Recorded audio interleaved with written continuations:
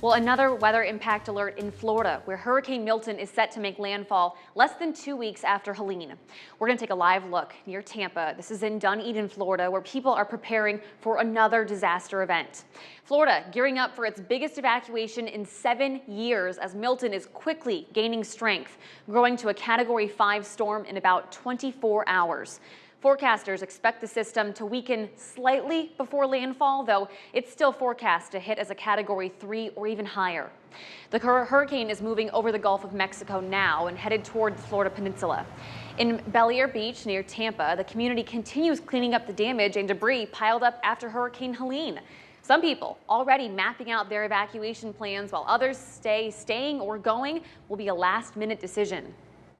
We're preparing the house to stay, but we'll make that decision last minute based on where the storm's really going. It's too early to decide to evacuate because you could go to the wrong place and have to re-evacuate or be in the way of the storm. We built our house new about 20 years ago, so we know the construction. It's concrete block. Forecasters are predicting another record-breaking storm surge in the Tampa area, which could see 8 to 12 feet of storm surge on Wednesday night. That is higher than Helene's 6 to 8 foot surge, which was also a record breaker. So here are 3 things to know about Hurricane Milton right now. The Tampa airport plans to suspend operations tomorrow. President Biden has approved an emergency declaration for Florida again, and some Tampa fuel stations are already out of gas, but the governor says more is on the way. In the meantime, though, the death toll continues to rise in the aftermath of Helene. The storm now being blamed for 235 deaths, with half of those victims in North Carolina. Many people there simply did not have time to escape the rush of water.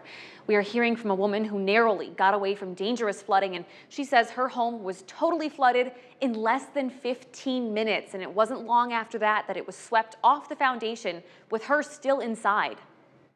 So I was hanging on to that door jamb because all of my furniture was just like swirling in that living room and just hitting me. And I was like, you can't let go of this. And I was able to grab a hold of a second tree. And I was in that tree for a little bit longer, but the roots gave way and it washed me further down the river. It's incredible that she is alive. The woman says she was eventually able to get on solid ground and find her way back to her family. She did have to be airlifted to a hospital for surgery. And more help is on the way for North Carolina roads impacted by the storm. The U.S. Department of Transportation is pledging $100 million in emergency relief funds for the state, and that money will be used to offset the cost to repair roads destroyed by Helene.